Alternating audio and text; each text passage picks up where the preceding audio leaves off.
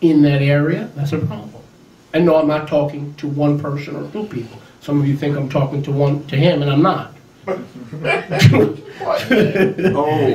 I'm not. Chill out. I'm defending you. I'm talking to you. I'm talking to everybody and everybody because I have the same problem. Okay? I have perfect control over muffins and cake, you know, until the muffin and the cake shows up. When the muffins and the cake show up, there goes my power. Yeah. We ain't even talking about the Oreos, right?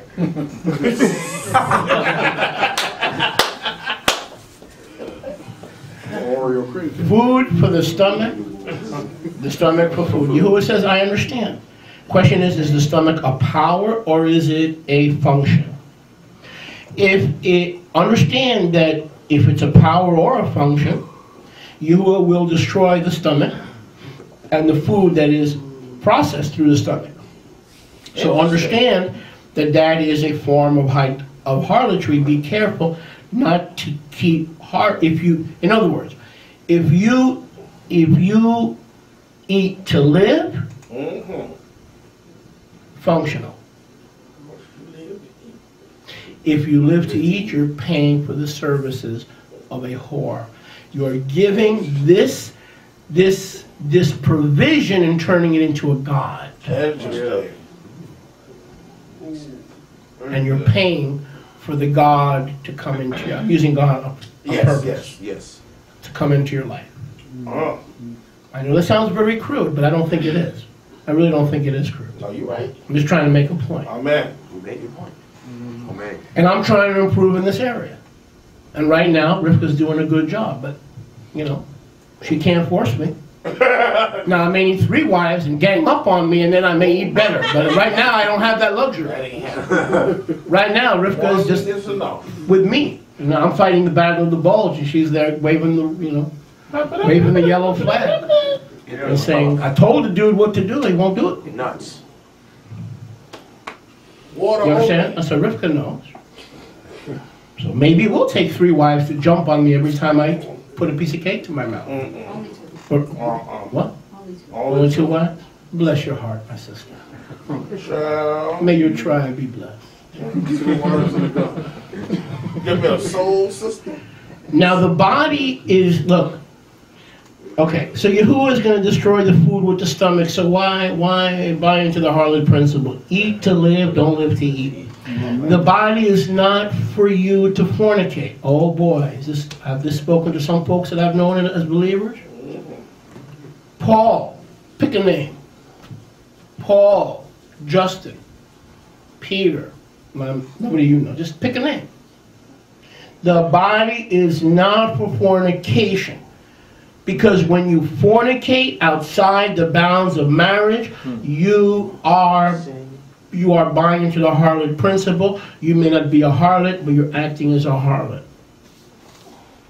You are betraying your marriage covenant in exchange for something. Sex, it's a Harlot Principle. You're betraying your marriage in exchange for a place to live. Whatever you're selling yourself for, it is a Harlot Principle. Wow. Wow. Interesting.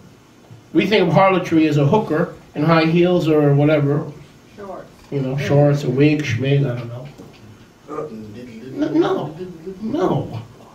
That is not the only limitation to a harlotry which is rampant in the body.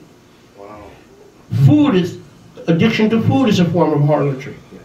Addiction to sex outside of marriage is in fact harlotry. You're getting something, you're paying, you're getting something in exchange for the illicit affairs outside of marriage. You're getting something in return, or somebody's getting something in return. A place to live, food to eat. So there's some kind of commerce going on.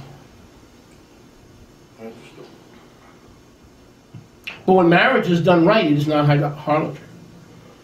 It is a blessed union of 2 or more people to serve the living Eloha. That is the purpose of your marriage, so that the 2 of you can serve Him together. Amen. Amen. And be stronger as a team rather than serving Him independently. Amen. And the sex and the babies Yahuwah gives you as a byproduct of blessing. That's not harlotry. All these things under the control of the Ruach is not harlotry. All these things outside the control of the Ruach is harlotry. Yes, it is the practice of harlotry. Amen. Amen. You follow what I'm saying? Amen. Yes. Now look at verse 14. 1 Corinthians 6:14. And Yahuwah, who has raised up Yahushua, will also raise us up by his own power. Oh, that means Yeshua rose from the dead after 3 days, and so we're going to rise from the dead when he returns. Wrong. That is also true, but in this case, it is not what this is saying. In this case, it is saying something else. The power that raised Yeshua so that he was not in bondage or subjected to anything, any harlot principle, but the Father, if the power of the Father raises you up above these vices and temptations, then it is the same power that raised Yeshua over and above these temptations. It is not talking about rising from the dead on the third day. You're not listening. Some of you are not listening. It's not talking about that. Read it again. Look at the verse. Corinthians 6:14. Again, today's message, the harlot principle. What's the message? The harlot. What's the harlot principle?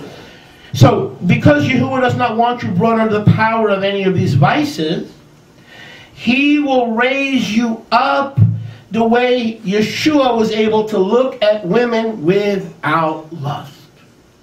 The way Yeshua was able to eat without idolatry and harlotry and paying for food that he did not need to keep him alive. The power that raised Yeshua, the same power can raise us up over all these things. So let's get real here. Look in the mirror. Let's look in the Messianic mirror. Buy one at Walmart if you don't have one. And let's get real. I can homosexualize. I can overeat. I can idolatrize and fornicate and effeminate. Worse than that, shh, I liked it. Don't tell me. Don't sit here and say it, because you cannot lie to the Ruach HaKodesh. The flesh is the flesh. Your flesh is no better than mine, and my flesh is no better than yours. Okay. The only thing separating us from the Arizona shooter who shot Congresswoman Gifford is the control. Control. The power of control. Power of control. Of the Ruach HaKodesh. Amen. Amen. There, but for the grace of Yahuwah, Amen. go us. Amen. Can I get a witness? Amen. Amen. So the good news, brothers and sisters, is don't buy into the harlot principle, because the power that raised Yeshua also is and will raising us up. He washed us. We were that. We're not that anymore. We read that earlier, and now he'll raise us up over the challenges. Go back. Go back to verse 11. Such were some of you, but were washed. Okay, that's nice. Now what? Well, now that we're washed in the blood, get that power so that you don't sell any part of your body to the harlot principle. Your mind, your stomach, your genitals. Don't sell any part of your body to the harlot principle, because your body is a temple of the Ruach HaKodesh. Amen. Amen. Look at verse 15. Now here's where I make a couple of points and we're done. Don't you, and you should say, why so soon, Rabbi? Why so soon? Thank you. And by implication, if you don't want me to close, it means you don't eat food, which means you're growing, because before this message, you were looking forward to eat. Now you realize you don't eat. The Yahuwah will destroy the food and the stomach. Now look at verse 15. Don't you know that your bodies are members? There's a community who gives judgment, who makes rulings, not the courts, not the police, not the ATF. It's a community, and we take care of kingdom business as we practice for taking care of angels who get out of line in the Malchut, Gog and Magog, Islam, who comes against us at the end of the Atid Lavo. This is all practice. If the footmen have wearied us, how are we? Come on. How are we going to continue?